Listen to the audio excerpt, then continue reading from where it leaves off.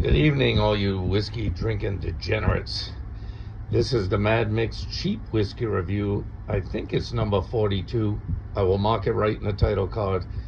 When you start getting up into these numbers, it's hard to keep track of them all. It reached a 104 degrees up here in the Northeast today. And thank God that my air conditioning is working overtime. Because when you're this close to the ocean and it gets 104 degrees, it becomes a life-sucking swamp of humanity, and nobody wants to do nothing. Now, I know there are other parts of it. You can talk about Texas, you can talk about Arizona, but until you've been up here in the Northeast for a 104 degree swamp fest and your soul left your body the minute you got out of bed, then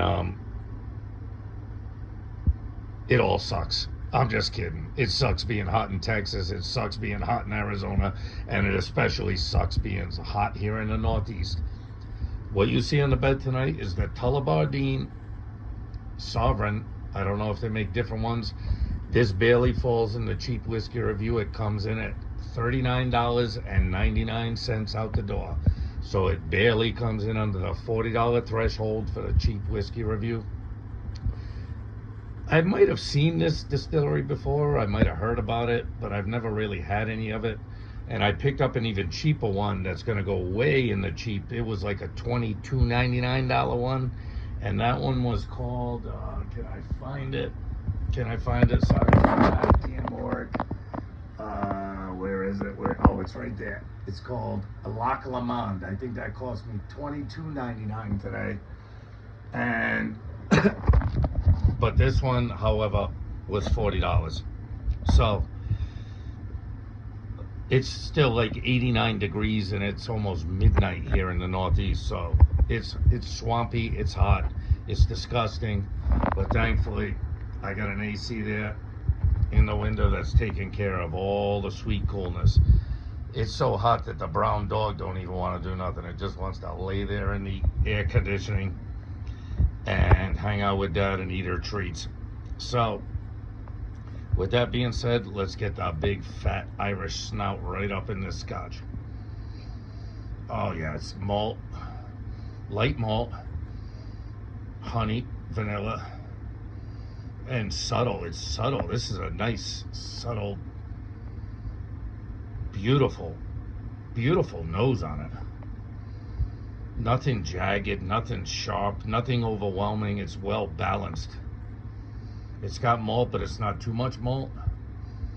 It's got that sweet honey and vanilla, but it's not too much of it.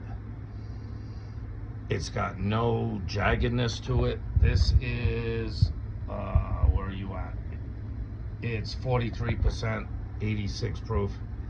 Well, enough of sniffing it. It's too hot to fuck around tonight, people.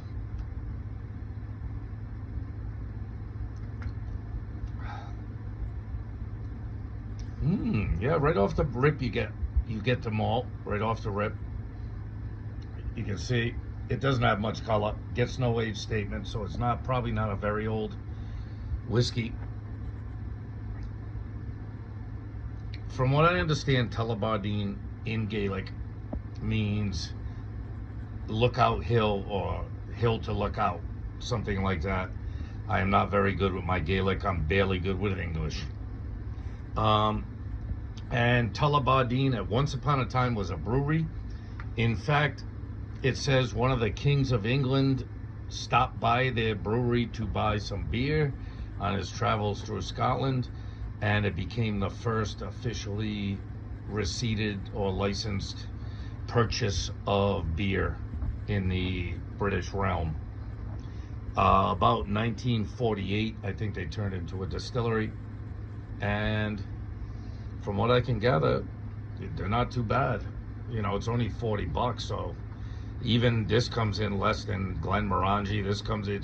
Even though it's not one of the cheapest single malt scotches I've ever had, it still comes in at a pretty low price, and it's got some character to it. It's nice, it's subtle, it's sweet, there's nothing offensive about it and nothing overbearing. Sometimes when you drink a scotch, there's too much malt, there's too much fruit, there's too much spice, There's too much of something. It's not well balanced. It's out of proportion. This one I kind of like. Yeah, it's so subtle on the nose. It's got everything you'd want in a Scotch on the nose, and not too much of anything you don't want. I kind of like this one. Hold on, let me get one more sip, and we're gonna wrap this on a hot New England day.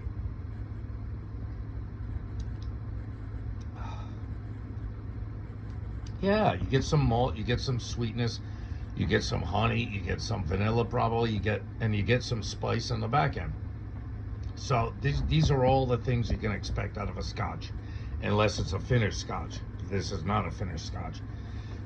I like it. I think it's a well-balanced, interesting single malt Scotch. And for 40 bucks, you could do far worse than this. All right, enough fucking around.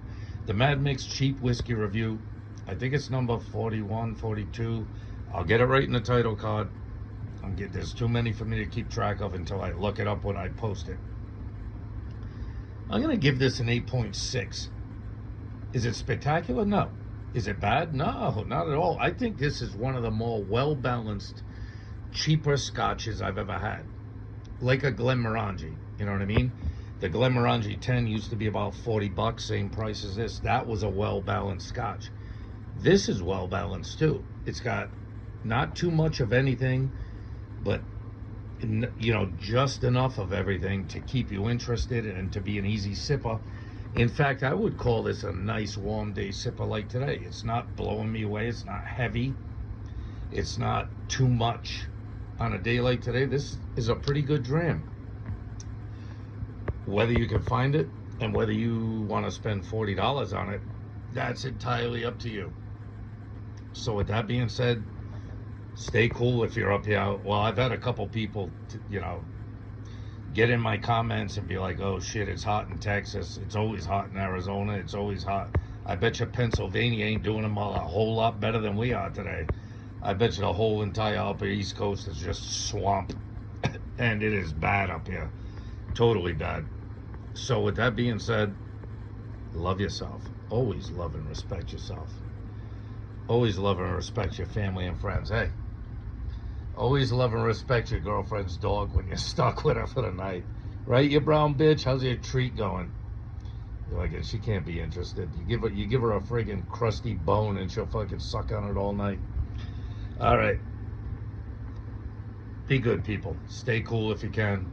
This is a good whiskey. I like this one. Maybe not my favorite $40 bottle, but certainly not my least favorite $40 bottle. I'll say that for sure. And it gave me a chance to try this distillery, which I have never heard of before, Tullibardine. I mean, I've never heard of it. I think they might have had one or two other Tullibardines, but they were a little more expensive. And of course, I've got that other cheap one coming up, that, what was it, Lac Le Monde, which I think I've had before, but not the cheap version. I think I had a more expensive Lac Le Monde a few years ago. All right, enough bullshitting. Stay cool. I'll see you on the next one. Love you, peeps. Later.